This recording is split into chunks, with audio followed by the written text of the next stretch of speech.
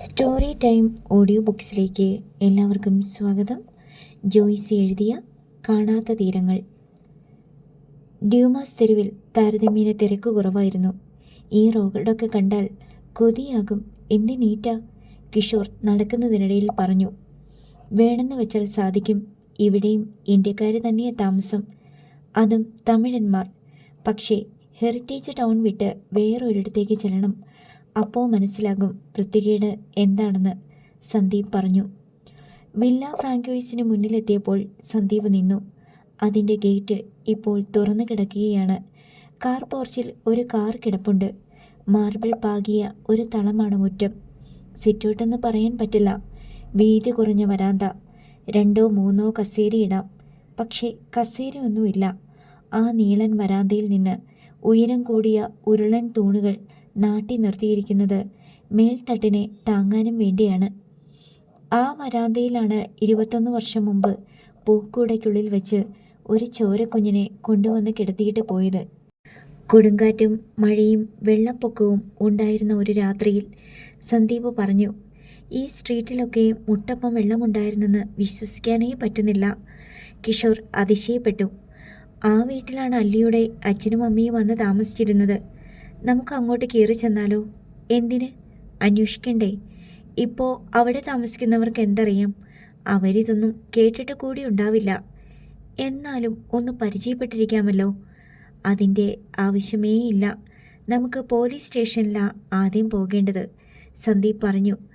അവർ നടന്ന് റൊമെയിൻ റോളണ്ട് സ്ട്രീറ്റിലെത്തി. സ്ട്രീറ്റിൻ്റെ പേര് വായിച്ചിട്ട് കിഷോർ പറഞ്ഞു. ഈ തെരുവിനൊക്കെ ഒരുമാതിരി വൃത്തികെട്ട പേരാണല്ലോ. ഫ്രാൻസിലെ ചത്തുപോയ വല്ല നേതാക്കന്മാരുടെയും പേരായിരിക്കുമല്ലേ? Dumas street, Romain Rolland. എൻ്റെ കിച്ചു, അവരൊക്കെ അവിടുത്തെ സാഹിത്യ നായകന്മാരായിരുന്നു. 3 മസ്കറ്റിയേഴ്സും കൗണ്ട് ഓഫ് മോണ്ടി ക്രിസ്റ്റോയുമൊക്കെ എഴുതിയ ആളാണ് അലക്സാണ്ടർ ഡ്യൂമാസ്. ജീൻ ക്രിസ്റ്റഫ് എന്ന പ്രശസ്ത നോവൽ എഴുതിയ ആളാണ് റൊമെയിൻ റോളണ്ട്. കിഷോറിൻ്റെ മുഖത്തൊരു ചമ്മൽ ദൃശ്യമായി. എനിക്ക് ഈ നോവലും കഥയും ഒന്നും വായിച്ച് സമയം കളയാനില്ലായിരുന്നു. ഞാൻ നല്ല പോലെ പഠിച്ച് പാസ്സായി, ജോലിയും കിട്ടി. അതുപോലെ നിനക്കത് ധാരാളം മതി. ഇനി തിന്നുക, ഉറങ്ങുക, ആയുസ് തീരുമ്പോൾ ചത്ത് മണ്ണടിയുക. വേറൊന്നും ചെയ്യാനില്ലല്ലോ. അത് സന്തുവേട്ടൻ എനിക്കിട്ടൊരു മാന്തിയതാണല്ലോ. കിഷോർ അവനെ കൺകോണിലൂടെ നോക്കി. നീ വേഗം നടക്ക്. ഇനി നടക്കണോ? ഒരു ഓട്ടോറിക്ഷയോ സൈക്കിൾ റിക്ഷയോ? അവന്മാർ നമ്മുടെ പോക്കറ്റ് അടിക്കും. ദേ പോലീസ് സ്റ്റേഷൻ. കിഷോർ കൈ ചൂണ്ടി. അത് പോലീസ് ഹെഡ് ക്വാർട്ടേഴ്സാ. നടക്കുന്നതിനിടയിൽ സന്ദീപ് ഒരാളോട് പോലീസ് സ്റ്റേഷൻ എവിടെയെന്ന് തിരക്കി. പക്കത്തിലെ പോലീസ് സ്റ്റേഷൻ എങ്ക ഇருக்கு? ആളൊന്ന് സംശയിച്ച ശേഷം പറഞ്ഞു. നേരു സ്ട്രീറ്റ് തെരിയുമാ? അന്ത പക്കത്തിലെ ഇருக்கு. കൊഞ്ചം മുന്നാടിയേ പോണം. അയാൾ കടന്നുപോയി. സന്ദീപും കിഷോറും നടന്ന് നെഹ്റു സ്ട്രീറ്റിലുള്ള ഒരു പോലീസ് സ്റ്റേഷന് സമീപമെത്തി. അയ്യേ, traffic police station east, Kishore board വായിച്ചുകൊണ്ട് പറഞ്ഞു. ഇതെല്ലാം ട്രാഫിക് കേസുകളല്ലേ? കുഞ്ഞിനെ കിട്ടിയിട്ടുണ്ടെന്ന് പറഞ്ഞ് ഇവിടെ ആരെങ്കിലും പരാതി കൊടുക്കുമോ? ഇവിടെ ചോദിച്ചാൽ ഇവിടെ അടുത്ത് വേറെ പോലീസ് സ്റ്റേഷൻ ഏതാണെന്നറിയാമല്ലോ. അവർ പോലീസ് സ്റ്റേഷനിലേക്ക് കയറി ചെന്നു. സന്ദീപ് തന്നെ മുൻകൈയെടുത്ത് വൈറ്റ് ഷർട്ട് യൂണിഫോം ഇട്ട ഓഫീസറുമായി ഇംഗ്ലീഷിൽ സംസാരിച്ചു. 21 വർഷം മുമ്പ് ഒരു കുഞ്ഞിനെ കാണാതായ കേസ് തിരക്കി വന്ന പത്രപ്രവർത്തകനാണ് സന്ദീപ് എന്ന് കേട്ടപ്പോൾ അയാൾ ചുണ്ടുകൂട്ടി ഒന്ന് ചിരിച്ചു. അത്തരം കേസുകൾ ഇവിടെ അല്ലെന്നും ഗ്രാൻഡ് ബസാർ സ്റ്റേഷനിൽ ചെന്ന് അന്വേഷിക്കണമെന്നും പറഞ്ഞു. ഗ്രാൻഡ് ബസാർ പോലീസ് സ്റ്റേഷനിലേക്ക് ഇവിടുന്ന് 1/2 കിലോമീറ്റർ മാത്രമേ ദൂരമുള്ളൂ എന്നും അറിയിച്ചു. സന്ദീപ് താങ്ക്സ് പറഞ്ഞ കിഷോറിനെയും കൂട്ടി സ്റ്റേഷൻ്റെ വാതിൽക്കലെത്തി. അടി കിട്ടിയില്ലല്ലോ, ഭാഗ്യം, കിഷോർ പറഞ്ഞു. ഒരു വെള്ള ബുള്ളറ്റ് ബൈക്ക് സ്റ്റേഷന് മുന്നിൽ വന്നു നിന്നു. സന്ദീപും കിഷോറും നടക്കാൻ ഭാവിച്ചപ്പോൾ ബൈക്കിൽ ഇരുന്നയാൾ കൈതട്ടി വിളിച്ചു. Hey, please stop. സന്ദീപും കിഷോറും തിരിഞ്ഞു നോക്കി. ബൈക്കിലിരുന്ന ആൾ ഹെൽമെറ്റ് അഴിച്ചു മാറ്റുന്നു. എന്നിട്ട് സന്ദീപിനെ നോക്കി ചിരിച്ചു. ഒരു നിമിഷം സന്ദീപിന് ഒന്നും മനസ്സിലായില്ല. അടുത്ത സെക്കൻഡിൽ ട്യൂബ് ലൈറ്റ് കത്തി. പൊളിഞ്ഞട കിച്ചു. സന്ദീപ് പിറുപിറുത്തു. ആരാ അത്? കിഷോർ ആശ്ചര്യപ്പെട്ടു. അച്ഛൻ്റെ അമ്മാവനില്ലേ, ഫാസിയമ്മാമ്മ. പുള്ളിക്കാരൻ്റെ ഗ്രാൻഡ് സൺ ബാലഭാസ്കർ. ബൈക്കിലിരുന്നയാൾ ഇറങ്ങി അവരുടെ അടുത്തേക്ക് വന്നു. പോണ്ടിച്ചേരിയിൽ എത്തിയിട്ട് തന്നെ വിളിക്കാത്തതിൻ്റെ പരിഭവം പറയുകയായിരുന്നു ബാലഭാസ്കർ. കഴിഞ്ഞ തവണ ഹരിപ്പാട്ട് നിന്ന് പുറപ്പെടുന്നതിന് മുമ്പ് തന്നെ ഞങ്ങളെ വിളിച്ചിട്ടുണ്ടായിരുന്നു. ഞാനല്ലേ അന്ന് ബസ് സ്റ്റേഷനിൽ കാറുമായി വന്ന് കൂട്ടിക്കൊണ്ടു വന്നത്. എന്നിട്ട് ഇത്തവണ ഒന്നും അറിയിച്ചില്ല. ഇവിടെ എത്തിയിട്ടെങ്കിലും ഒന്ന് ഫോൺ ചെയ്യാമായിരുന്നു. അല്പം തമിഴ് ചുവയുള്ള മലയാളത്തിലാണ് ബാലഭാസ്കറിൻ്റെ സംസാരം. ഞാൻ ഇന്ന് വിളിക്കാനിരിക്കുകയായിരുന്നു. പക്ഷേ അതിനു മുമ്പേ ഓർക്കാപ്പുറത്ത് നമ്മൾ കണ്ടുമുട്ടിയില്ലേ? കോഫി ഷോപ്പിൽ ഒരു മേശയ്ക്ക് ചുറ്റും ഇരിക്കുകയാണ് 3 പേരും. 2 കോഫിയും 1 ചായയും ഓർഡർ ചെയ്തിട്ടുണ്ട്. കഴിക്കാൻ എന്തെങ്കിലും വേണ്ടേ? ബാലഭാസ്കർ ചോദിച്ചു. അതൊന്നും വേണ്ട, ഞങ്ങൾ കഴിച്ചു. എവിടുന്ന്? സ്റ്റേ ചെയ്യുന്ന ഹോട്ടലിൽ റെസ്റ്റോറൻ്റ് ഉണ്ടായിരുന്നു. ഞങ്ങൾ ഇവിടെ ഉള്ളപ്പോൾ സ്റ്റേ ചെയ്യാൻ ഹോട്ടലിൽ റൂം എടുക്കേണ്ട ഒരു ആവശ്യവുമില്ലായിരുന്നു. ബാലഭാസ്കർ പിന്നെയും പരിഭവം പറഞ്ഞു.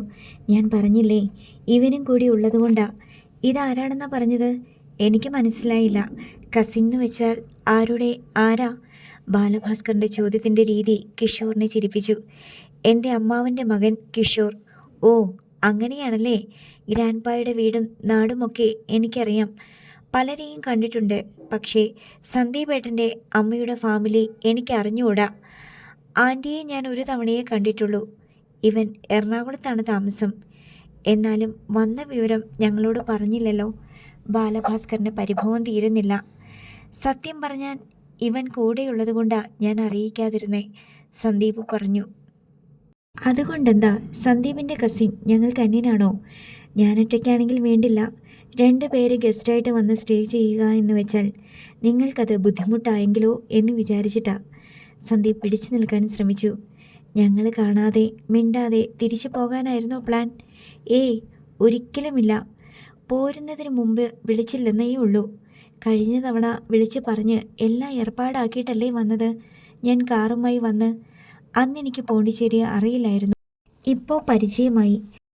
ഞാനല്ലേ അന്ന് എല്ലായിടത്തും കൊണ്ടു നടന്നതും കാണിച്ചു തന്നതും?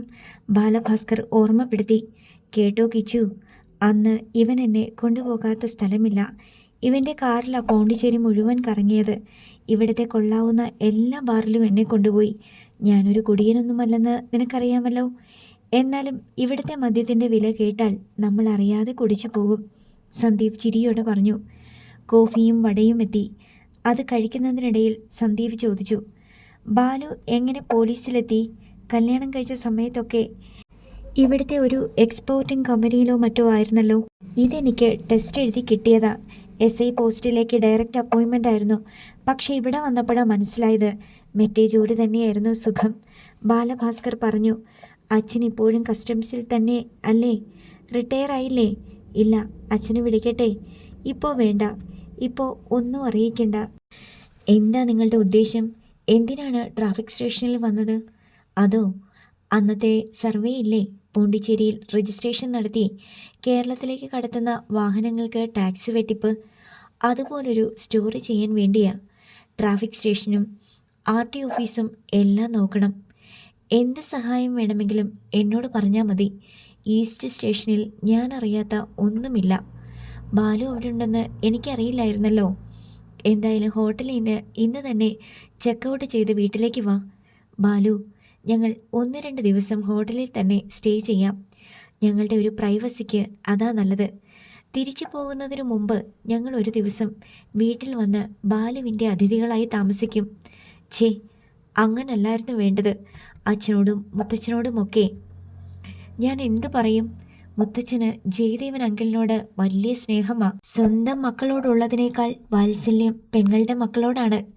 ഒക്കെ അറിയാം ബാലു. ഞങ്ങളുടെ ജോലി തടസ്സമില്ലാതെ നീങ്ങാൻ വേണ്ടിയാ ഞങ്ങൾ വീട്ടിൽ വരും. ഇവൻ ആദ്യമായിട്ടാ പോണ്ടിയിൽ. നമുക്കൊന്ന് സെലിബ്രേറ്റ് ചെയ്യണം. അതുവരെ ഞങ്ങളെ മീറ്റ് ചെയ്ത വിവരം ബാലു വീട്ടിൽ പറയണ്ട. ഭാസി അമ്മാമ്മയ്ക്കും മധു അങ്കിളിനും അതൊരു വിഷമമാകും. അതുകൊണ്ടാ. ബാലഭാസ്കർ വിസമ്മത ഭാവത്തിൽ അല്പനേരം ഇരുന്നു. പിന്നെ പൊരുത്തപ്പെടുന്ന മട്ടിൽ തലയാട്ടി. ഓക്കെ, എന്ത് സഹായം വേണമെങ്കിലും എന്നോട് പറഞ്ഞേക്കണം. RT ഓഫീസിൽ ഞാൻ പരിചയപ്പെടുത്താം. പുതിയ RTO ആണ്. പിന്നെ ഈസ്റ്റ് ട്രാഫിക്കിലെ കാര്യം ഞാൻ ഏറ്റു. ഞാൻ എല്ലാവരെയും പരിചയപ്പെടുത്തി തരാം, ബാലഭാസ്കർ പറഞ്ഞു. ഇപ്പോൾ ഒന്നും വേണ്ട ബാലു. ഗ്രാൻഡ് സ്റ്റേഷനിൽ ബാലുവിന് പരിചയക്കാരുണ്ടോ? ഉണ്ടോന്ന് എന്താ വേണ്ടതെന്ന് പറഞ്ഞാൽ മതി. ഗ്രാൻഡ് സ്റ്റേഷനിൽ എന്താണ്? അതിന് RT ഡിപ്പാർട്ട്മെൻറ്റുമായി കണക്ഷൻ ഇല്ലല്ലോ. വെറുതെ ചോദിച്ചെന്നേ ഉള്ളൂ. എന്തെങ്കിലും ആവശ്യം വന്നാൽ ഞാൻ പറയാം. നിങ്ങളുടെ ഹോട്ടൽ എവിടെയാ? ബസാർ സ്ട്രീറ്റിൽ, മറൈൻ ഡ്രൈവിനടുത്താണ് ഹോട്ടൽ ഡി പാരീസ്. ശരി, ഇപ്പോൾ നിങ്ങളെ വെറുതെ വിടുന്നു. പക്ഷേ വൈകുന്നേരം വന്ന് കസ്റ്റഡിയിലെടുക്കും. ചെറുചിരിയോടെ ബാലഭാസ്കർ പറഞ്ഞു. അവർ ചായ കുടിച്ച് പിരിഞ്ഞു. റോഡിലേക്ക് ഇറങ്ങിയ ശേഷം സന്ദീപ് കിഷോറിനോട് പറഞ്ഞു, കുടുങ്ങി എന്ന് വെച്ചാൽ ഇനി അവൻ നമ്മുടെ പുറകെയുണ്ട്. നാട്ടിൽ നിന്ന് ഏതെങ്കിലും ബന്ധുക്കൾ പോണ്ടിയിലെത്തിയാൽ പിന്നെ എല്ലാ ഉത്തരവാദിത്വവും അവൻ്റെയും ഫാമിലിയുടേതുമാണെന്ന മൊത്തത്തിൽ അവരെല്ലാം കണക്കാക്കി വെച്ചിരിക്കുന്നത്. അങ്ങനെ തന്നെ വേണമല്ലോ. ഈ ഭാസി അമ്മാമ്മയുടെ മകൻ്റെ മകനാണോ ഇത്? അതെ, ബാലുവിൻ്റെ അച്ഛൻ്റെ പേര് മധുമോഹൻ എന്നാണ്. ഞാൻ മധു അങ്കിൾ എന്ന് വിളിക്കും. ഭാസി അമ്മാമ്മ അച്ഛൻ്റെ അങ്കിളാ. എന്നാലും അച്ഛൻ വിളിക്കുന്നത് കേട്ട് ഞങ്ങളെല്ലാവരും അങ്ങനെയാണ് വിളിക്കാറ്. ഇങ്ങേരിപ്പോൾ പ്രശ്നമായല്ലോ. നമ്മൾ വന്ന കാര്യം എന്താണെന്ന് ഇദ്ദേഹം മണത്തറിയാൻ സാധ്യതയില്ലേ? പോലീസുകാരനല്ലേ? നമ്മൾ പറയാതിരുന്നാൽ മതി. പറഞ്ഞാലെന്താ കുഴപ്പം? ചിലപ്പോൾ ഇദ്ദേഹം സഹായിച്ചെങ്കിലോ? പറഞ്ഞ ബാലു അത് മധുവങ്കിളിനോടും ഭാസി അമ്മമ്മയോടും പറയും. അച്ഛൻ കാര്യം അറിയാൻ പിന്നെ വലിയ താമസം വേണ്ട. പിന്നെ എൻ്റെ കാര്യം പോക്കാം. അച്ഛൻ ഒന്നാമതേ എന്നെ തല്ലിക്കൊല്ലാനുള്ള ദേഷ്യത്തിലിരിക്കുകയാണ്. ഞാൻ വന്ന കാര്യം എന്താണെന്ന് ഭാസി അമ്മമ്മയോട് മിണ്ടിപ്പോകരുതെന്നാണ് കൽപ്പന. ശരി, നമുക്ക് പിടികൊടുക്കണ്ട, ഒഴിഞ്ഞു മാറി നിന്നാ പോരെ, കിഷോർ പറഞ്ഞു.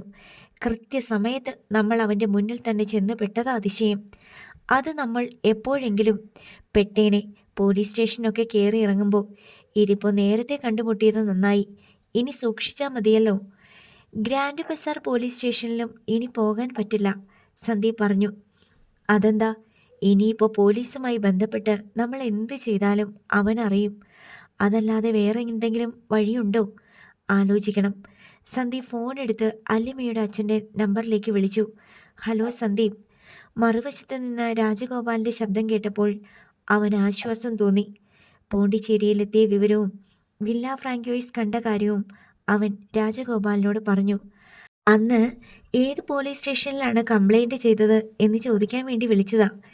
ഗ്രാൻഡ് ബസാറിലാണ്. പക്ഷേ അവിടെ അന്വേഷിച്ചിട്ട് കാര്യമുണ്ടെന്ന് തോന്നുന്നില്ല സന്ദീപ്. അന്ന് പോലീസ് ആ പരാതി വാങ്ങിവെച്ചെന്ന് മാത്രം. ഒരു നടപടിയും എടുത്തില്ല. ഞാൻ പോയി കഴിഞ്ഞപ്പോൾ അവരത് ചവറ്റുകുട്ടയിൽ എറിഞ്ഞു കാണും. ചിലപ്പോൾ കേസെടുത്ത് അവർ അന്വേഷിച്ചിട്ടുണ്ടെങ്കിലോ?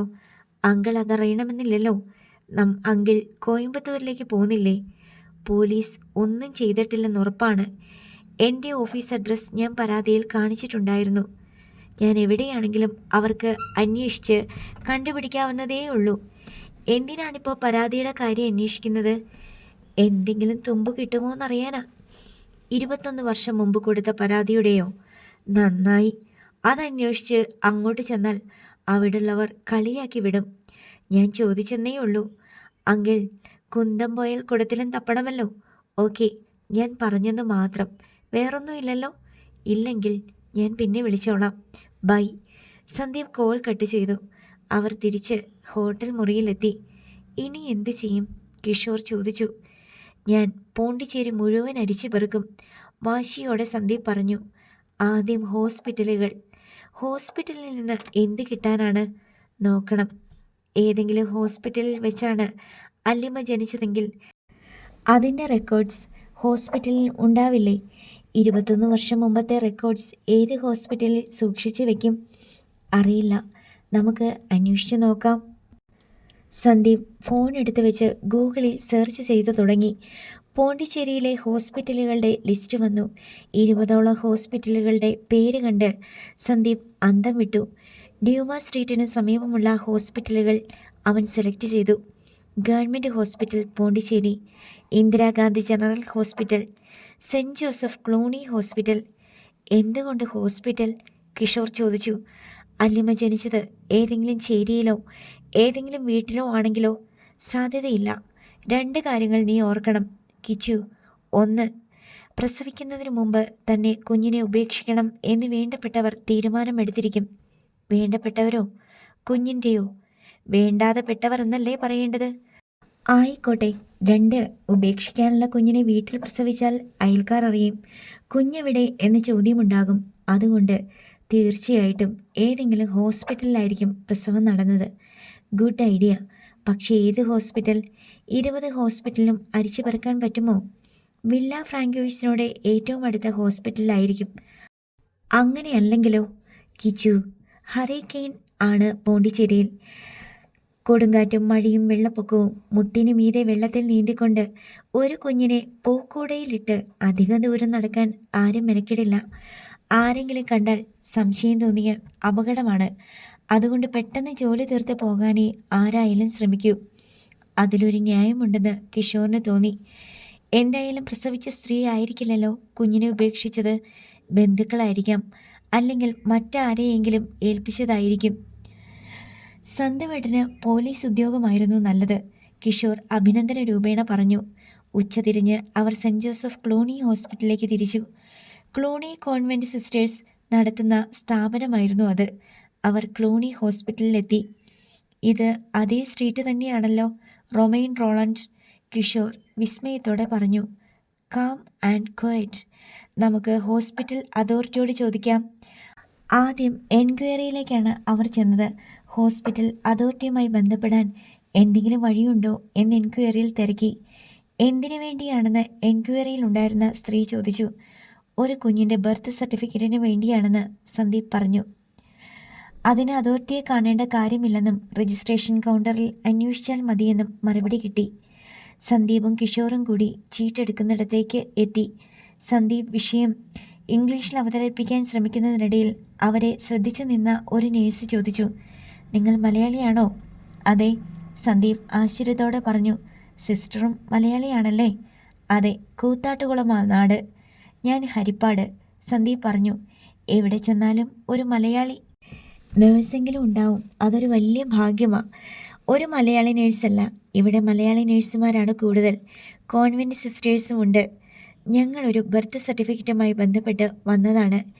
ഇവിടെ വെച്ച് ഡെലിവറി നടന്നതാണോ? എന്ത് മറുപടി പറയണമെന്ന് സന്ദീപ് ഒന്ന് ശങ്കിച്ചു. പിന്നെ രണ്ടും കൽപ്പിച്ച് പറഞ്ഞു, അതെ അതെ, ഇവിടെ തന്നെയാ. കിഷോർ ആരും കാണാതെ സന്ദീപിൻ്റെ കയ്യിലൊന്ന് തോണ്ടി. ഡേറ്റ് പറഞ്ഞോളൂ. ഈ അടുത്ത ദിവസങ്ങളിൽ ഏതെങ്കിലും ആണോ? ഡേറ്റ് കൃത്യമായിട്ട് ഓർമ്മയില്ല, അതാണ് പ്രശ്നം. ഇവിടുത്തെ രജിസ്റ്ററൊക്കെ നോക്കിയാൽ അറിയാൻ പറ്റില്ലേ? അടുത്ത ദിവസങ്ങളിലൊന്നുമല്ലേ? നേഴ്സ് ചോദിച്ചു. ഡിസംബറിലാണ്. നവംബർ 25 മുതൽ ഡിസംബർ 5 വരെയുള്ള ഫയൽ നോക്കിയാൽ മതി. അപ്പോൾ കഴിഞ്ഞ വർഷം? Sorry sister, 96ലാണ്. നേഴ്സിൻ്റെ കണ്ണ് തള്ളി. 96ഓ? അതായത് 1996. നിങ്ങൾക്കെന്താ വട്ടാണോ എന്നൊരു ചോദ്യം നേഴ്സിൻ്റെ അന്താളിച്ച കണ്ണുകളിലുണ്ടായിരുന്നു. ബുദ്ധിമുട്ടാണെന്നൊക്കെ അറിയാം, എന്നാലും സിസ്റ്റർ ഞങ്ങളെ ഒന്ന് സഹായിക്കണം. എമർജൻസി കേസായതുകൊണ്ടാണ്. എന്താണ് എമർജൻസി? അത് പാസ്പോർട്ടിന് അപ്ലൈ ചെയ്തപ്പോൾ ബർത്ത് സർട്ടിഫിക്കറ്റ് ഇല്ലാതെ പറ്റില്ല. എബ്രോഡ് പോകേണ്ട കേസാ. ബർത്ത് സർട്ടിഫിക്കറ്റ് ഇല്ലാതെ എങ്ങനെ പഠിച്ചു? എങ്ങനെ ID കാർഡ് ഉണ്ടാക്കി? എങ്ങനെ ഇലക്ട്രൽ കാർഡ് കിട്ടി? നേഴ്സ് സന്ദീപിനെ രൂക്ഷമായി നോക്കി. സ്കൂളിൽ ചേർക്കാൻ നേരം ഒരു ജനനത്തീയതി പൂരിപ്പിച്ചു കൊടുത്തു. ID കാർഡിലും സർട്ടിഫിക്കറ്റുകളിലുമൊക്കെ അത് തന്നെയാണ് ഡേറ്റ്. പക്ഷേ അതൊരു സാങ്കല്പിക ജനനത്തീയതിയാണ്. പാസ്പോർട്ടിനും അത് തന്നെ ഫോളോ ചെയ്താൽ മതിയല്ലോ. പോരാ, ബർത്ത് സർട്ടിഫിക്കറ്റ് വേണം. 96 വരെ ജനിച്ചവർക്ക് അങ്ങനെ മതിയെന്നാണല്ലോ നിയമം. 97 മുതൽ ജനിച്ചവർക്കാണ് ബർത്ത് സർട്ടിഫിക്കറ്റ് മസ്റ്റായിട്ടും വേണ്ടത്. ഇവൾ കാര്യവിവരമുള്ളവളാണ്, സൂക്ഷിക്കണം. സന്ദീപ് സ്വയം ഒരു മുന്നറിയിപ്പ് നൽകി. സിസ്റ്റർ പ്ലീസ്, ഇവിടുത്തെ രജിസ്റ്ററിൽ എന്തായാലും കാണും. ഹോസ്പിറ്റൽ അതോറിറ്റി അങ്ങനെ ഡെലിവറി റെക്കോർഡ്സൊന്നും കളയാറില്ലല്ലോ. ശരി, ഞാനിന്ന് നോക്കാം. ഇന്ന് ഭയങ്കര തിരക്കാണ്. അഡ്രസ്സ് തന്നിട്ട് പോയിക്കോ. 4-5 ദിവസം കഴിഞ്ഞ് വന്നാൽ മതി. സിസ്റ്റർ, ഇതിനു വേണ്ടി മാത്രമാണ് ഞങ്ങൾ കേരളത്തിൽ നിന്ന് വന്നിരിക്കുന്നത്. 4-5 ദിവസം പോണ്ടിച്ചേരിയിൽ തങ്ങണമെങ്കിൽ ഏതെങ്കിലും ഹോട്ടലിൽ വെള്ളം കോരേണ്ടി വരും. ആദ്യം അഡ്രസ്സ് തരൂ, നേഴ്സ് ചെറുചിരിയോടെ പറഞ്ഞു. സന്ദീപ് നമ്പ്യാർ. ഞങ്ങൾ ബിസി സ്ട്രീറ്റിനടുത്തുള്ള ഹോട്ടലിലാണ് താമസം. ഹോട്ടലിൻ്റെ പേര് മതിയോ അതോ നാട്ടിലെ അഡ്രസ്സ് വേണോ? മൈ ഗോഡ്, ഇവിടെ ഡെലിവറിക്ക് അഡ്മിറ്റ് ചെയ്ത ലേഡിയുടെ അഡ്രസ്സാണ് ചോദിച്ചത്. താങ്കളുടെ അഡ്രസ്സ് കിട്ടിയിട്ട് എന്ത് കാര്യം? സോറി, അഡ്രസ്സ് ഒന്നുമില്ല സിസ്റ്റർ. അതെന്ത് കളിയാണ്? പ്രസവിച്ച സ്ത്രീയുടെ അഡ്രസ്സില്ല, ഡേറ്റ് ഇല്ല, ഒരു കുന്തവും ഇല്ല. പിന്നെ എങ്ങനെ കണ്ടുപിടിക്കാനാ? 96 നവംബർ 28 മുതൽ ഡിസംബർ 4 വരെ ഈ ഹോസ്പിറ്റലിൽ നടന്ന ഡെലിവറികൾ ചെക്ക് ചെയ്തിട്ട് അവരുടെ അഡ്രസ്സ് തന്നാൽ മതി, ഞങ്ങൾ കണ്ടുപിടിച്ചോളാം. അതെന്തിനാണ് ഇവിടെ ഡെലിവറി നടത്തിയ വല്ലവരുടെയും അഡ്രസ്സ് നിങ്ങൾക്ക് തരുന്നത്? നിങ്ങൾക്ക് നിങ്ങളുടെ ആളിൻ്റെ അഡ്രസ്സും ഡേറ്റും പോരെ? അതെടുക്കണമെങ്കിൽ നിങ്ങളുടെ ഭാഗത്തു നിന്ന് എന്തെങ്കിലും ക്ലൂ തരണ്ടേ? സന്ദീപ് വിഷമത്തിലായി. ഞാൻ പറഞ്ഞ ഡേറ്റുകളിൽ നടന്ന പ്രസവങ്ങളുടെ ലിസ്റ്റ് എടുത്തിട്ട് അവരുടെ അഡ്രസ്സ് തന്ന സിസ്റ്ററിനെ ബുദ്ധിമുട്ടിക്കാതെ ഞങ്ങൾ തന്നെ കണ്ടുപിടിച്ചോളാമായിരുന്നു. ഇതിലെന്തോ കള്ളത്തരമുണ്ട്. 4-5 അഡ്രസ്സുകൾ കിട്ടിയ അതിന്ന് നിങ്ങളെങ്ങനെ തിരിച്ചറിയും? പറ. നേഴ്സിന് ചുണ്ടിയായി. ഓരോ ഡെലിവറി നടക്കുമ്പോഴും ഹോസ്പിറ്റൽ അതോറിറ്റി ഇവിടുത്തെ മുനിസിപ്പാലിറ്റിക്ക് ഇൻറ്റിമേഷൻ കൊടുക്കുമല്ലോ. ഞങ്ങൾ മുനിസിപ്പൽ ഓഫീസിൽ പോയി ഡേറ്റ് നോക്കി തപ്പിയെടുത്തോളാം. ശരിയല്ല, നിങ്ങൾ ശരിയല്ല. 21 വർഷം മുമ്പ് ഒരു കുട്ടി ജനിച്ച ഡേറ്റ് കറക്റ്റ് ചെയ്യണം. അതിലെന്ത് കള്ളത്തരം സിസ്റ്ററെ? കള്ളത്തരം കാണിച്ചിട്ട് എന്ത് കിട്ടാനാ? നോ നോ നോ, നിങ്ങൾ പോയിട്ട് നേരെ വാ. ഇവിടിപ്പോൾ ഞങ്ങൾ തിരക്കിലാണ്. വളഞ്ഞ വഴിയൊക്കെ ഞങ്ങൾക്ക് മനസ്സിലാകും. നേഴ്സ് ഏതോ കേസ് ഫയലും എടുത്ത് രജിസ്ട്രേഷൻ കൗണ്ടറിൽ നിന്ന് ഇറങ്ങി നടന്നുപോയി. സന്ദീപ് കിഷോറിനെ നോക്കി. നശിപ്പിച്ചു. കിഷോർ പിറുപിറുത്തു. പോകാം. പോയാൽ എങ്ങനെയാ? വേറെ ഹോസ്പിറ്റലിലുണ്ടല്ലോ, അവിടെ പോയി തിരക്കാം. അല്ലി ജനിച്ചത് ഇവിടെ തന്നെയാണെന്ന് ഉറപ്പൊന്നുമില്ലല്ലോ. നമുക്ക് ഒന്നുകൂടെ നോക്കാം. നീ കള്ളത്തരം പറഞ്ഞത് അവർക്ക് പിടികിട്ടി. എന്നാ ഇനി സത്യം പറഞ്ഞേക്കാം. സന്ദീപ് 2-1 അറിഞ്ഞിട്ടേ പോകൂ എന്ന മട്ടിൽ അവിടെ തന്നെ നിലയുറപ്പിച്ചു. ഔട്ട് പേഷ്യൻ്റ് വിഭാഗത്തിൽ തിരക്ക് കൂടിക്കൂടി വന്നു. സന്ദർശകരും ധാരാളമായി എത്തിക്കൊണ്ടിരുന്നു. സന്ദീപും കിഷോറും പുറത്തേക്ക് ഇറങ്ങി നിന്നു. ഇവിടെ അടുത്ത് ഇതല്ലാതെ വേറെ ഏതാ ഹോസ്പിറ്റൽ? കിഷോർ തിരക്കി. ഗവൺമെൻറ് ഹോസ്പിറ്റൽ ഉണ്ട്. നമുക്ക് അവിടെയും കൂടി പോയി നോക്കിയാലോ? ഇവിടുത്തെ തിരക്ക് കഴിയുമ്പോഴേക്കും തിരിച്ചു വരാം. എല്ലായിടത്തും കൂടെ പോയി വാരി വലിച്ചിട്ട് അലമ്പാക്കണോ? ഒരിടത്ത് തീരട്ടെ. മാത്രമല്ല, ഒരു ഇല്ലീഗൽ ഡെലിവറിക്ക് ആരെങ്കിലും ഗവൺമെൻറ് ഹോസ്പിറ്റൽ സെലക്ട് ചെയ്യുമോ? അതും പ്രസവിച്ച ഉടനെ കുഞ്ഞിനെ ഉപേക്ഷിക്കാനുള്ള ഗൂഢാലോചന മുൻകൂട്ടി നടത്തി കഴിഞ്ഞ ശേഷം. ആലോചിച്ചപ്പോൾ അത് ശരിയാണെന്ന് കിഷോറിനും തോന്നി. കുറേ കഴിഞ്ഞ സന്ദീപും കിഷോറും തിരികെ ചെന്നു. രജിസ്ട്രേഷൻ നടക്കുന്ന ഡെസ്കിൽ ആദ്യം കണ്ട മലയാളി നേഴ്സ് ഉണ്ടായിരുന്നു. സന്ദീപിനെ കണ്ട ഉടനെ അവൾ ചോദിച്ചു, നിങ്ങൾ ഇതുവരെ പോയില്ലേ? ഇല്ല സിസ്റ്റർ, ഒരു സംശയം ചോദിക്കാനുണ്ടായിരുന്നു. ഞാൻ പറഞ്ഞല്ലോ ഇന്നിവിടെ ബിസിയാണെന്ന്. മനഃപൂർവ്വം ഉപദ്രവിക്കാൻ വന്നിരിക്കുകയാണോ? ഒരിക്കലുമല്ല സിസ്റ്റർ. ഞങ്ങൾ വൈകുന്നേരം എപ്പോൾ വരണം എന്നു മാത്രം അറിഞ്ഞാൽ മതി. നിങ്ങളോട് വൈകുന്നേരം വരാൻ ആര് പറഞ്ഞു? ഞാൻ പറഞ്ഞില്ലല്ലോ. ഞങ്ങൾ വരാൻ റെഡിയാണ്. വേണ്ട, നിങ്ങളുടെ ഉദ്ദേശം എന്താണെങ്കിലും അതിവിടെ നടക്കില്ല. കാരണം നിങ്ങൾ സ്ട്രെയിറ്റ് ഫോർവേഡ് അല്ല. സിസ്റ്റർ, ഞങ്ങൾ ആദ്യം കള്ളം പറഞ്ഞു എന്നുള്ളത് സമ്മതിക്കുന്നു. പക്ഷേ ഇനി ഞാൻ പറയാൻ പോകുന്നത് സത്യമാണ്. ഓഹോ, അപ്പോൾ ഞാൻ ഊഹിച്ചത് ശരിയാണല്ലേ? നേഴ്സ് സന്ദീപിനെ അളന്നെടുക്കുന്ന മാതിരി അടിമുടി നോക്കി. ഞങ്ങൾ വൈകുന്നേരം വരുമ്പോൾ വിശദമായിട്ട് എല്ലാം പറയാം. ഒന്നും പറയണ്ട, വൈകിട്ട് വരികയും വേണ്ട. സിസ്റ്റർ, എനിക്ക് പറയാനുള്ളത് കേട്ട് കഴിയുമ്പോൾ മനസ്സിലാകും എന്ത് വില കൊടുത്തും എന്നെ ഹെൽപ്പ് ചെയ്യേണ്ടത് അത്യാവശ്യമാണെന്ന്. ഞങ്ങൾ വൈകിട്ട് വരാം. സിസ്റ്റർ, വേറൊന്നും പറയണ്ട. ഇപ്പോൾ ഞങ്ങൾ ശല്യപ്പെടുത്താതെ പോകുക. നേഴ്സിന് എന്തെങ്കിലും പറയാൻ അവസരം കൊടുക്കാതെ സന്ദീപ് ധൃതിയിൽ തിരിഞ്ഞു നടന്നു. കിഷോർ അനുഗമിച്ചു. പുറത്തിറങ്ങിയ ശേഷം കിഷോർ അവനോട് പറഞ്ഞു, ശരിയാകുന്ന ലക്ഷണമില്ല. ആ നേഴ്സ് കടുംപിടുത്തക്കാരിയാ. എന്തായാലും ഒരു മലയാളിയാണല്ലോ. കടുംപിടുത്തമൊക്കെ നമുക്ക് ഡയലൂട്ട് ചെയ്യാം. അവർ 2 പേരും തിരിച്ച് ഹോട്ടൽ ഡി പാരീസിലെത്തി. വൈകുന്നേരം നമുക്കിവിടുത്തെ മറൈൻ ഡ്രൈവിലൊന്ന് പോകണം, കിഷോർ പറഞ്ഞു. ഹോട്ടലിൻ്റെ മുകളിൽ കയറി നിന്ന് നോക്കുമ്പോൾ തന്നെ കടലും ബീച്ചും കാണാൻ നല്ല രസം. ആദ്യം ഹോസ്പിറ്റൽ, അത് കഴിഞ്ഞ് മതി മറ്റെല്ലാം, സന്ദീപ് പറഞ്ഞു. അവൻ ഫോൺ എടുത്ത് അലിമയെ വിളിച്ചു. അതുവരെയുള്ള കാര്യങ്ങൾ വിശദീകരിച്ച് പറഞ്ഞു. എനിക്കും അവിടെ വരാൻ തോന്നുന്നു.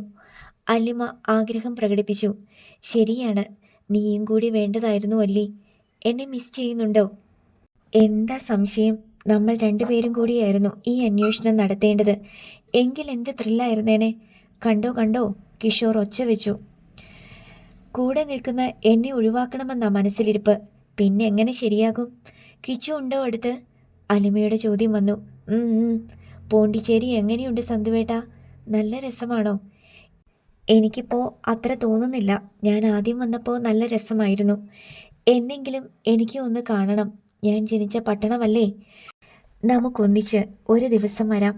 അപ്പോൾ ഞാൻ വില്ല ഫ്രാങ്കോയ്സ് കാണിച്ചു തരാം. നിന്നെ ഫ്ലാനൽ കൊണ്ട് പുതപ്പിച്ച് പൂക്കുടയിൽ വെച്ച് കിടത്തിയിരുന്ന വരാന്ത. എനിക്ക് ആ വീടിൻ്റെ ഒരു ഫോട്ടോ എടുത്ത് അയച്ചു തരണേ. ഊന്ന് സന്ദീപ് സമ്മതിച്ചു. 5 മണിവരെ വിശ്രമിച്ച ശേഷം സന്ദീപ് കിഷോറിനെയും കൂട്ടി വീണ്ടും ക്ലൂണി ഹോസ്പിറ്റലിലെത്തി. രജിസ്ട്രേഷൻ്റെ ഡെസ്കിൽ ചെന്നപ്പോൾ അവിടെ ഒരു നേഴ്സ് മാത്രമേ ഉള്ളൂ. സന്ദീപ് അവിടെ ഒന്ന് ചുറ്റിത്തിരിഞ്ഞു.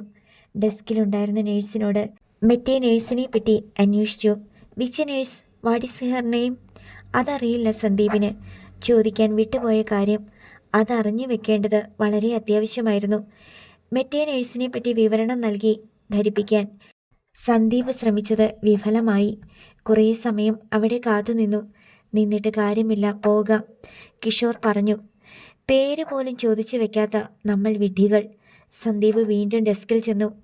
ഉച്ചതിരിഞ്ഞ് 3 മണി നേരത്ത് ഡ്യൂട്ടിയിലുണ്ടായിരുന്ന നേഴ്സ് എപ്പോഴാണ് ഡ്യൂട്ടി കഴിഞ്ഞു പോവുക എന്ന് തിരക്കി.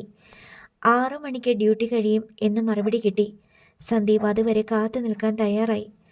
6:30 മണിയോടെ പകൽ ഡ്യൂട്ടി കഴിഞ്ഞ നേഴ്സുമാർ പുറത്തേക്ക് വരാൻ തുടങ്ങി. രജിസ്ട്രേഷൻ ഡെസ്കിൽ വെച്ച് പകൽ സമയത്ത് കണ്ട് സംസാരിച്ച നേഴ്സിനെ കിഷോറാണ് ആദ്യം കണ്ടത്. അവൻ സന്ദീപിനെ ചൂണ്ടിക്കാട്ടി കൊടുത്തു. നീ ഇവിടെ നിന്നാ മതി, ഞാൻ ചെന്ന് സംസാരിക്കാം, സന്ദീപ് പറഞ്ഞു. ആദ്യം പേര് ചോദിക്കണം, വിട്ടുപോകരുത്, കിഷോർ ഓർമ്മിപ്പിച്ചു.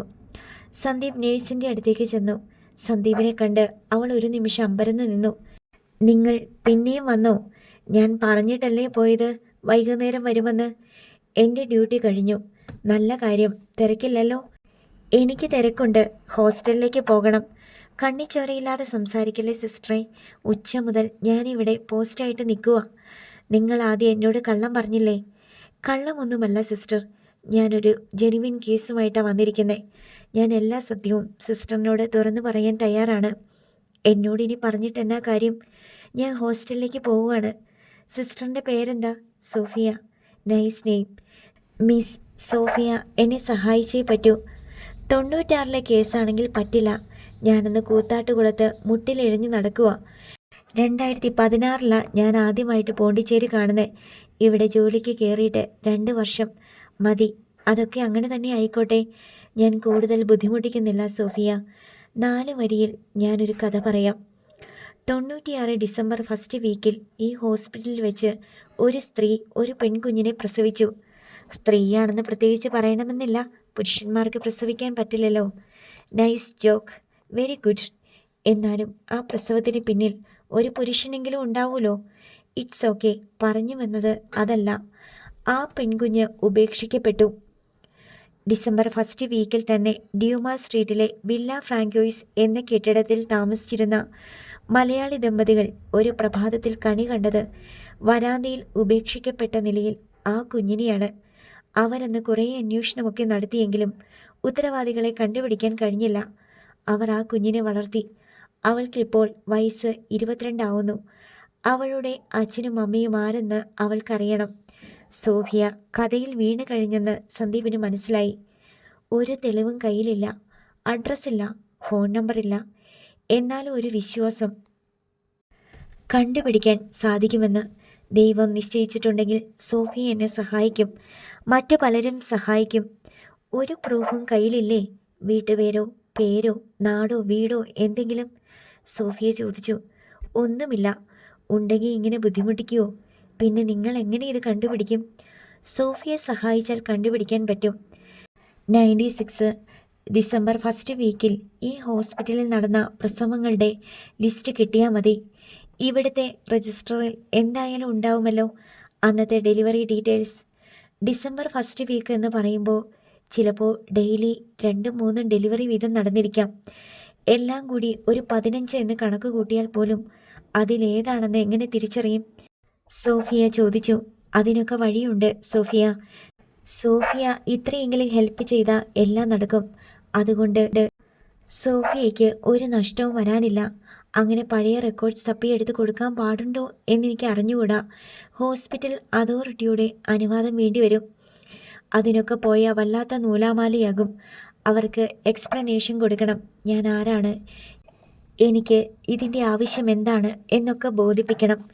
എന്നെ ഹെൽപ്പ് ചെയ്യാനുള്ള ബാധ്യത ഇല്ലെന്ന് അതോറിറ്റിക്ക് തോന്നിയ ഇല്ല, കാരണം ഞാൻ അന്യനാണ്, സന്ദീപ് വിശദീകരിച്ചു. അതൊക്കെ തന്നെ എനിക്കും ചോദിക്കാനുണ്ട് സോഫിയ. ഞാൻ മാരേജ് ചെയ്യാൻ ആഗ്രഹിക്കുന്ന പെൺകുട്ടിയാണ്. എൻ്റെയും അവളുടെയും വീട്ടുകാർ തമ്മിൽ ആലോചിച്ചപ്പോൾ അവൾ ഒരു ഓർഫണാണെന്നുള്ളത് തടസ്സമായി. ഏതവസ്ഥയിലും ഞാൻ അവളെ മാരേജ് ചെയ്യാൻ തയ്യാറാണ്. ബട്ട് എൻ്റെ വീട്ടുകാർക്ക് സമ്മതമല്ല. അവളാണെങ്കിൽ വീട്ടുകാരെ ധിക്കരിച്ച് എൻ്റെ കൂടെ വരാൻ തയ്യാറുമല്ല. സത്യം പറഞ്ഞാൽ ഞാൻ വലിയ ക്രൈസിസിലാണ്. പക്ഷേ ഹോസ്പിറ്റൽ അതോറിറ്റി അറിയാതെ? സോഫി, ഇവിടുത്തെ കമ്പ്യൂട്ടറിൽ കാണും, ഈസി ആയിട്ട് കുറിച്ചെടുക്കാൻ പറ്റും. അതല്ല, രജിസ്റ്ററിലാണെങ്കിൽ മൊബൈൽ ഫോൺ വെച്ച് ഒന്ന് ക്ലിക്ക് ചെയ്താൽ മതി. സോഫിക്ക് ഒരു ദോഷവും വരില്ല, ഹോസ്പിറ്റലിനും വരില്ല. 21 വർഷം മുമ്പത്തെ കേസല്ലേ? ഞാനൊന്ന് നോക്കട്ടെ. നാളെയോ മറ്റന്നാളോ വാ, ഞാൻ എൻ്റെ ഫോൺ നമ്പർ തരാം. സന്ദീപ് കാർഡ് കൊടുക്കാൻ ഭാവിച്ചെങ്കിലും അത് വേണ്ടെന്ന് വെച്ചു. സോഫിയുടെ നമ്പർ പറയൂ, ഞാൻ മിസ് കോൾ ചെയ്യാം. ഇതൊക്കെ എന്ത് വിശ്വസിച്ചാ തരാൻ പറ്റുന്നേ? എൻ്റെ ആധാർ കാർഡ് കണ്ടാൽ മതിയോ? വേണമെങ്കിൽ അതിൻ്റെ കോപ്പി സെൻഡ് ചെയ്യാം. വേണ്ട. സോഫിയ സന്ദീപിന് ഫോൺ നമ്പർ കൊടുത്തു. സന്ദീപ് ആ നമ്പറിൽ കോൾ ചെയ്തു. സോഫിയുടെ ഹാൻഡ് ബാഗിലായിരുന്നു ഫോൺ. അവൾ അതെടുത്ത് നോക്കി. റിങ് ചെയ്യുന്നുണ്ട്, സൈലൻറ്റില്ല. അവൾ പറഞ്ഞു, ഞാൻ പോയിക്കോട്ടെ, നാളെ ഞാനൊന്ന് ട്രൈ ചെയ്ത് നോക്കാം. താങ്ക് യു സോഫി, നാളെ കാണാം. സോഫിയ റോഡിലേക്ക് നടന്നുപോയി. കിഷോർ സന്ദീപിൻ്റെ അടുത്തേക്ക് വന്നു. എന്തായിരുന്നു ഇത്ര നേരം കിന്നാരം? പോടാ, നമ്മുടെ ദൗത്യം പാതി സക്സസ്സായി. ആ നേഴ്സ് ഹെൽപ്പ് ചെയ്യുമോ? ഞാൻ സമ്മതിപ്പിച്ചു. അപ്പോൾ ഇനി ബീച്ചിലേക്ക് പോകാമല്ലോ. ഓക്കെ. സന്ദീപിനിപ്പോൾ ആകെയൊരു ലാഘവം തോന്നി. രണ്ടുപേരും ബീച്ച് റോഡ് ലക്ഷ്യമാക്കി നടന്നു. രാത്രി 8 മണി വരെ അവർ ബീച്ച് റെസ്റ്റോറൻറ്റിലും ബീച്ചിലുമൊക്കെയായി സമയം ചെലവഴിച്ചു. എന്നെ ഏതെങ്കിലും ബാറിൽ കൊണ്ടുപോകണം, കിഷോർ പറഞ്ഞു. ഇന്നല്ല, നാളെ. ഇന്ന് സെലിബ്രേറ്റ് ചെയ്യണം. എന്ത് കാരണത്തിന്? ഞാൻ ആദ്യമായിട്ട് പോണ്ടിച്ചേരിയിൽ വന്നതിന്. ഡി പാരീസിൽ ബാറുണ്ട്, നീ വേണമെങ്കിൽ റൂമിലേക്ക് വരുത്തി കഴിച്ചോ. പോരാ, ബാറിൽ പോയിരുന്ന് കഴിക്കണം. കന്നിനെ കയം കാണിച്ചതുപോലെ ആയല്ലോ, സന്ദീപ് ചിരിച്ചുകൊണ്ട് പറഞ്ഞു. ഫോൺ റിങ് ചെയ്യുന്നത് കേട്ട് സന്ദീപ് ഞെട്ടി ഉണർന്നു. കൺമിഴിച്ച് അങ്ങിങ്ങ് നോക്കി. ഫോൺ സ്ഥിരമായി വയ്ക്കാറുള്ളിടത്ത് തപ്പിയപ്പോൾ ഒരു ഗ്ലാസ് മറിഞ്ഞു വീണു. താഴെ ഉടൻ ഫ്ലോർ ആയതിനാൽ ഗ്ലാസ് പൊട്ടിയില്ല. ആദ്യം സന്ദീപിന് ഒന്നും മനസ്സിലായില്ല. ഇതേത് സ്ഥലം, ഏത് മുറി, ആരുടെ വീട്? പതിയെ എല്ലാം ഓർമ്മ വന്നു. വീട്ടിലല്ല, പോണ്ടിച്ചേരിയിലാണ് താൻ. ഫോൺ ടീപ്പോയിലിരിക്കുന്നു. അതെടുത്ത് നോക്കിയപ്പോൾ അമ്മയുടെ മിസ്ഡ് കോൾ. അല്ലിമയും വിളിച്ചിട്ടുണ്ട്. സമയം 9:35. നേരം വെളുത്തതൊന്നും അറിഞ്ഞതേയില്ലല്ലോ എന്നവൻ അതിശയിച്ചു. ഫോണെടുത്ത് ആരെ ആദ്യം വിളിക്കണം എന്ന് ആലോചിച്ചു. അമ്മയെയോ അല്ലിമയോ? അപ്പോൾ വീണ്ടും ഫോൺ റിങ് ചെയ്തു. സോഫിയ, ഇന്നലെ സേവ് ചെയ്ത നമ്പർ. അവൻ ഉദ്യോഗത്തോടെ കോൾ അറ്റൻഡ് ചെയ്തു. Hello Sophie, good morning. Good morning sir. ഒച്ച എന്താ വല്ലാതിരിക്കുന്നേ? കോൾഡായോ? നോ, എണീറ്റതേയുള്ളൂ. കള്ളു കുടിച്ചോ ഇന്നലെ രാത്രി? മരുന്നിന് മാത്രം. ഇതൊക്കെ എങ്ങനെ അറിയുന്നു? ഞാനൊരു നേഴ്സല്ലേ. സോഫിയുടെ ചിരി. പിന്നെ ഞാൻ രാവിലെ വന്ന് 96-ലെ ഫയൽസൊക്കെ എടുത്തു വെച്ച് നോക്കി. My God. എന്നിട്ട്? നവംബർ 30 മുതൽ ഡിസംബർ 5 വരെ 6 ഡെലിവറി നടന്നിട്ടുണ്ട്. നവംബർ 30-നും ഡിസംബർ 1-നും 2-നും 5-നും ഓരോ ഡെലിവറി. 4-ന് ഡെലിവറി ഒന്നുമില്ല. 3-ാം തീയതി 2 എണ്ണം നടന്നു. അഡ്രസ്സെല്ലാം എടുത്തു വച്ചിട്ടുണ്ട്. ഞാൻ എപ്പോൾ വരണം സോഫിയ? സന്ദീപ് പിടഞ്ഞെണീറ്റുകൊണ്ട് ചോദിച്ചു. ആഫ്റ്റർനൂൺ. സോഫിയയുടെ മറുപടി വന്നു. സന്ദീപ് മൊബൈൽ ഫോൺ എടുത്ത് നമ്പർ സെലക്ട് ചെയ്യുന്നത് കണ്ട് കിഷോർ പറഞ്ഞു. സന്ദുവേട്ടാ, സോഫിയെ വിളിക്കാനല്ലേ? അതെ. എന്താ? ഞാൻ വിളിക്കാം. അതെന്തിനാ? ഞാനൊരു പെങ്കൊച്ചിനോട് സംസാരിക്കട്ടെ. അതുകൊണ്ടെന്താ ഗുണം? സന്ദുവേട്ടൻ എന്തിനാ അല്ലിമയെ വിളിച്ച് സംസാരിക്കുന്നേ? ഞാൻ കല്യാണം കഴിക്കാൻ പോണ പെണ്ണല്ലേ. അതുകൊണ്ട് കൂടെ വിളിക്കണമെന്നുണ്ടോ? എന്തെങ്കിലും അത്യാവശ്യ കാര്യം പറയാനുണ്ടെങ്കിൽ അത് പറഞ്ഞിട്ട് വെച്ചാൽ പോരെ? നമ്മൾ സ്നേഹിക്കുന്നവരോട് സംസാരിക്കുന്നത് വലിയ സന്തോഷമല്ലേ? നമുക്കൊരു എനർജിയൊക്കെ കിട്ടും. എനിക്കും കുറച്ച് എനർജി കിട്ടിക്കോട്ടെ. നിന്റെ ലവറൊന്നും അല്ലല്ലോ സോഫിയ. എനിക്ക് സന്തുവേട്ടൻ്റെ അത്ര എനർജി വേണ്ട, കുറച്ച് മതി. മോനെ, പോണ്ടിച്ചേരി വന്ന് തല്ലു വാങ്ങിച്ചോണ്ട് പോണോ? നീ നോക്കിയ എറണാകുളത്ത് തന്നെ കിട്ടൂലോ സൂപ്പർ അടി. നമുക്കറിയേണ്ട കാര്യങ്ങൾ മാത്രമേ ഞാൻ ചോദിക്കുന്നുള്ളൂ, വേറൊന്നുമില്ല. ഞാൻ ആ ടൈപ്പല്ലെന്ന് സന്ദീപേട്ടന് അറിയാമല്ലോ. ശരി, നിന്റെ ആഗ്രഹം നടക്കട്ടെ. സന്ദീപ് ഫോൺ കിഷോറിന് കൊടുത്തു. സോഫിയയുടെ നമ്പർ എടുത്ത് കിഷോർ കോൾ ചെയ്തു. മറുവശത്ത് ഫോൺ റിങ് ചെയ്യുന്നുണ്ടായിരുന്നു. എടുക്കുന്നില്ലല്ലോ. കിഷോർ സന്ദീപിനെ നോക്കി. സൈലൻറ്റിലായിരിക്കും, ഹോസ്പിറ്റലിലല്ലേ. കോൾ റിങ് ചെയ്ത് തീർന്നു. കിഷോർ ഒരു തവണ കൂടി വിളിച്ചു. അതും വിഫലമായി. ഉള്ള എനർജിയും കൂടി പോയില്ലേ, സന്ദീപ് കളിയാക്കി. 20 മിനിറ്റോളം കഴിഞ്ഞപ്പോൾ സന്ദീപിൻ്റെ ഫോണിലേക്ക് കോൾ വന്നു. സോഫിയ എന്ന് പേര് കണ്ടതും കിഷോർ വേഗം ഫോൺ എടുത്ത് ഹലോ പറഞ്ഞു. ഇങ്ങോട്ട് വിളിച്ചിരുന്നു അല്ലേ? സോഫിയയുടെ ചോദ്യം വന്നു. 2-3 തവണ വിളിച്ചു, കിഷോർ പറഞ്ഞു. ഞങ്ങൾക്ക് ഡ്യൂട്ടി സമയത്ത് ഫോൺ അലൗഡല്ല. ഡ്രസ്സിംഗ് റൂമിൽ വെച്ചിട്ടാ പോണേ. ഇപ്പോൾ വന്ന് നോക്കിയപ്പോൾ 2 മിസ്ഡ് കോൾ. ഓ, ഞാൻ ഓർത്തു സൈലൻ്റ് മോഡിലായതുകൊണ്ടാണെന്ന്. ഞാൻ സന്ദീപേട്ടൻ്റെ ബ്രദറാണ് കേട്ടോ. സന്ദീപ് ചേട്ടൻ എവിടെ? ഇവിടെ നിൽപ്പുണ്ട്. ഞങ്ങൾ അങ്ങോട്ട് വരട്ടേന്ന് ചോദിക്കാൻ വേണ്ടിയാ. ഉച്ച കഴിഞ്ഞില്ലേ? ഇങ്ങോട്ട് വരണ്ട, ഇപ്പോൾ തന്നെ 2-3 തവണ വന്നില്ലേ. ഇവിടെ CCTV ക്യാമറയൊക്കെ ഉണ്ട്. അപ്പോൾ ഞങ്ങൾ എന്ത് ചെയ്യണം സോഫിയ? 6:30 മണിക്ക് ബീച്ചിൽ വരാൻ പറ്റുമോ? താമസിക്കുന്നിടത്തുനിന്ന് 200 മീറ്റർ പോലുമില്ല. ഓ, ബീച്ചിലോ പാർക്കിലോ എവിടെ വേണമെങ്കിലും വരാമല്ലോ. ആവശ്യം ഞങ്ങളുടെ അല്ലേ? അല്ലെങ്കിൽ ഞാനൊന്ന് ആലോചിക്കട്ടെ. വേണ്ട വേണ്ട, വേറൊന്നും ആലോചിക്കണ്ട. ബീച്ച് തന്നെ മതി. ഞങ്ങൾക്കും ബീച്ച് കാണാമല്ലോ. പരിചയമുള്ള ഒരാൾ കൂടെയുണ്ടെങ്കിൽ പലതും പറഞ്ഞു തരാൻ സാധിക്കും. എന്നാൽ ശരി, അങ്ങനെ ആയിക്കോട്ടെ. എൻ്റെ പേര് പോലും ചോദിച്ചില്ല. ആ, പറഞ്ഞോളൂ. കിഷോർ. സ്നേഹവും അടുപ്പവും കൂടുതലുള്ളവർ കിച്ചുവെന്ന് വിളിക്കും. ശരി കിച്ചുവേട്ടാ, നമുക്ക് വൈകുന്നേരം ബീച്ചിൽ കാണാം. വെക്കുവാണേ. പെട്ടെന്ന് കോൾ കട്ടായി. കിഷോർ നിന്ന നിൽപ്പിൽ 2 ചാട്ടം ചാടി. എന്തോന്നാടാ ഇത്? സന്ദീപ് അന്തം വിട്ടു. ദേ കിച്ചുവേട്ടാന്ന്. അതിനിപ്പോൾ എന്താ? നിനക്ക് അവളേക്കാൾ പ്രായമില്ലേ? അതല്ലെന്ന്. സ്നേഹവും അടുപ്പവും കൂടുതലുള്ളവർ വിളിക്കുന്ന പേരാണെന്ന് ഞാൻ പറഞ്ഞിട്ട് അങ്ങനെ തന്നെ വിളിച്ചു. അതൊക്കെ ചുമ്മാ. അത് കേട്ടിട്ടൊന്നും നീ കിടന്ന് തുള്ളല്ലേ ചെക്ക. പക്ഷേ കിഷോറിന് എന്തെന്നില്ലാത്ത സന്തോഷം തോന്നി. സന്ദീപേട്ടൻ പറഞ്ഞത് ശരിയാ. പെൺപിള്ളേരോട് സംസാരിച്ച് കഴിയുമ്പോൾ നമുക്കൊരു പ്രത്യേക എനർജിയാ. നിനക്കിത് ഇപ്പോഴാണോ കിട്ടിയത്? ഇതിനു മുമ്പ് നീ പെൺകുട്ടികളോട് സംസാരിച്ചിട്ടില്ലേ? അല്ലെന്നീ, നമുക്ക് ഇഷ്ടം തോന്നുന്നവരോട്. നിനക്ക് സോഫിയോട് ഇഷ്ടം തോന്നിയോ? ഇഷ്ടക്കേട് തോന്നേണ്ട കാര്യമില്ലല്ലോ. കാണാനൊക്കെ നല്ലതല്ലേ? നല്ല ക്രിസ്റ്റൽ ക്ലിയർ സൗണ്ട്. പറയുന്നത് കേൾക്കാൻ എന്ത് രസാ. സന്ദീപ് കിഷോറിനെ സൂക്ഷിച്ചു നോക്കി. എന്താ ഉദ്ദേശം? ഒന്നുമില്ല. നമ്മൾ 2 ദിവസം കഴിയുമ്പോൾ തിരിച്ചു പോയില്ലേ, പിന്നെന്തുദ്ദേശം? സന്ദീപ് ഒന്ന് മൂളിയിരുത്തി. വൈകുന്നേരം 6 മണിക്ക് ബീച്ചിൽ പോകാൻ സന്ദീപിനേക്കാൾ ഉത്സാഹം കിഷോറിനായിരുന്നു. അവൻ ആദ്യമേ തന്നെ ഡ്രസ് ചെയ്ത് റെഡിയായി നിൽപ്പാണ്. ഇടയ്ക്കിടെ നിലക്കണ്ണാടിയിൽ പോയി നോക്കി മുടി ചീകി. അതെത്ര ഒതുക്കിയിട്ടും അവന് തൃപ്തി വരുന്നില്ല. മുഖത്തിട്ടിരുന്ന ക്രീം ടിഷ്യൂ പേപ്പർ കൊണ്ട് തുടച്ചു കളഞ്ഞിട്ട് വീണ്ടും ക്രീം പുരട്ടി. നീ എന്താ പെണ്ണ് കാണാൻ പോകുന്നോ? സന്ദീപ് ചോദിച്ചു. ഏയ്, മുഖം വിയർത്തതുകൊണ്ടാ. സന്ദീപും കിഷോറും മുറി പൂട്ടി പോകാനിറങ്ങി. ബിസി സ്ട്രീറ്റിലൂടെ കടലിനഭിമുഖമായി നടക്കുമ്പോൾ അവരുടെ മുഖത്തും മുടിയിലും കാറ്റ് അടിച്ചുകൊണ്ടിരുന്നു. സന്ദീപ് ഇടയ്ക്ക് സോഫിയയ്ക്ക് ഫോൺ ചെയ്തു. ഹലോ. സോഫിയയുടെ ശബ്ദം കേട്ടു. ബീച്ചിൽ ഞങ്ങൾ എവിടാ വരേണ്ടത്? മഹാത്മാഗാന്ധിയുടെ സ്റ്റാച്യു ഉണ്ടല്ലോ, അവിടെ വന്നാൽ മതി. അതെവിടെയാ?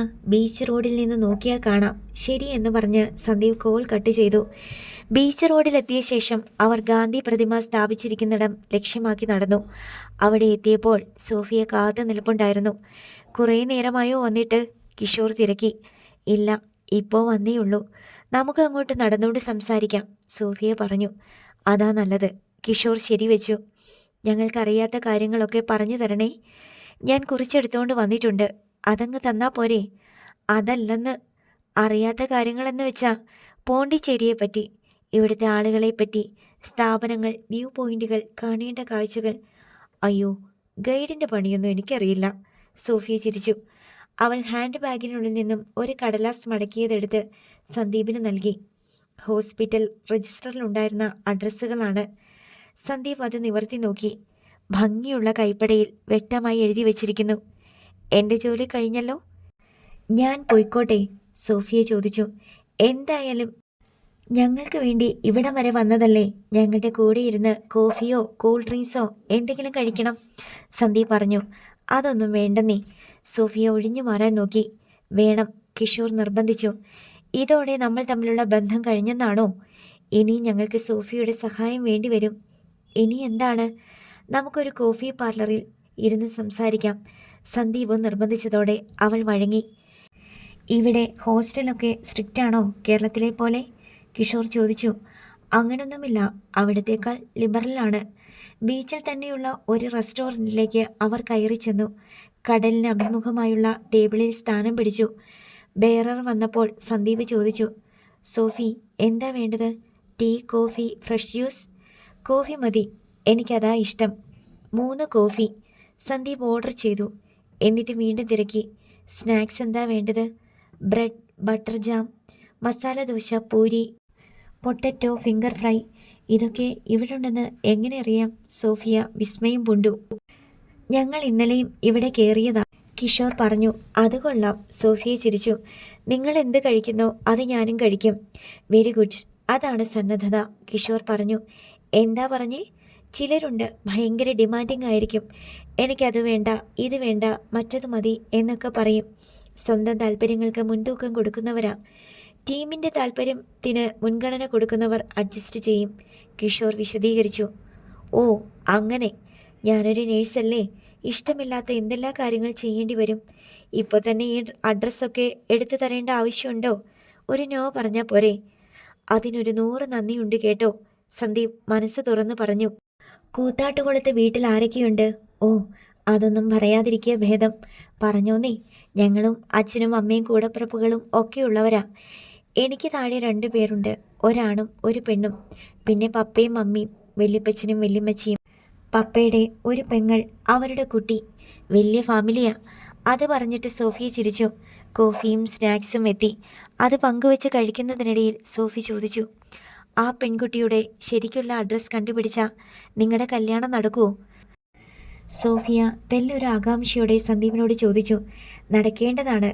ജാതിയും മതവും ഒക്കെ പിന്നീട് തടസ്സമാകുമോ എന്ന് അറിഞ്ഞുകൂടാ. സ്നേഹിച്ചു പോയവരാണെങ്കിൽ ഒന്നിക്കട്ടെ എന്ന് വിചാരിച്ചാൽ ഞാൻ ഇത്രയും റിസ്ക് എടുത്തത്, സോഫിയ പറഞ്ഞു. ഇവരൊന്നിക്കും ഉറപ്പാ.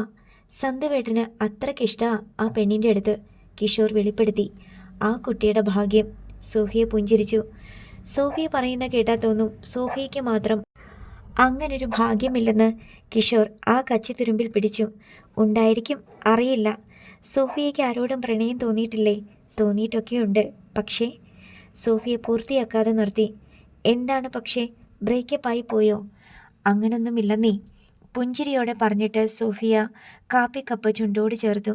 ബീച്ചിൽ യുവതീ യുവാക്കൾ മുട്ടിയുരുമി നടക്കുന്നതും മടിയിൽ തലവെച്ച് കിടക്കുന്നതും കെട്ടിപ്പിടിച്ച് നിന്ന് സംസാരിക്കുന്നതും റെസ്റ്റോറൻറ്റിൽ ഇരുന്നാൽ കാണാമായിരുന്നു. ആരോ ഒരു ഭാഗ്യവാനുണ്ട്, അതാ പറയാത്തത്. കിഷോർ ഒരു വളഞ്ഞ ബുദ്ധി പ്രയോഗിച്ചു നോക്കി. എന്നെ പ്രേമിക്കുന്നവൻ ഒരിക്കലും ഭാഗ്യവാനായിരിക്കില്ല, അവൻ്റെ പേര് നിർഭാഗ്യവാൻ എന്നായിരിക്കും. സോഫിയ വീണ്ടും ചിരിച്ചു. ഇതെന്താ ഇങ്ങനെ? ഒരു പിടിയും തരുന്നില്ലല്ലോ. കിഷോർ താടിക്ക് കൈയൂന്നി സോഫിയയുടെ കണ്ണിലേക്ക് നോക്കിയിരുന്നു. ഇതിങ്ങനെ തന്നെയാ എപ്പോഴും, സോഫിയ അതേ ചിരിയോടെ പറഞ്ഞു. കിഷോറിന് ഇച്ഛാഭംഗമായി. നീ കഴിക്ക് കിച്ചു, നമുക്ക് പോവണ്ടേ? സന്ദീപ് ഓർമ്മിപ്പിച്ചു. എന്നെപ്പറ്റി ഒന്നും ചോദിച്ചില്ല സോഫിയ, കിഷോർ പരിഭവിച്ചു. എന്ത് ചോദിക്കാനാ? കിച്ചുവേട്ടൻ്റെ വീട് കേരളത്തിലല്ലേ? നാളെയോ മറ്റന്നാളോ സ്ഥലം വിടില്ലേ? പോണ്ടിച്ചേരിയിൽ ഇനി ജീവിതത്തിൽ എന്തെങ്കിലും വരുമോ? ഇല്ല. ഇവിടെ ആരും എനിക്കില്ലാഞ്ഞിട്ടല്ലേ? ആരെങ്കിലും ഉണ്ടെങ്കിൽ വരും.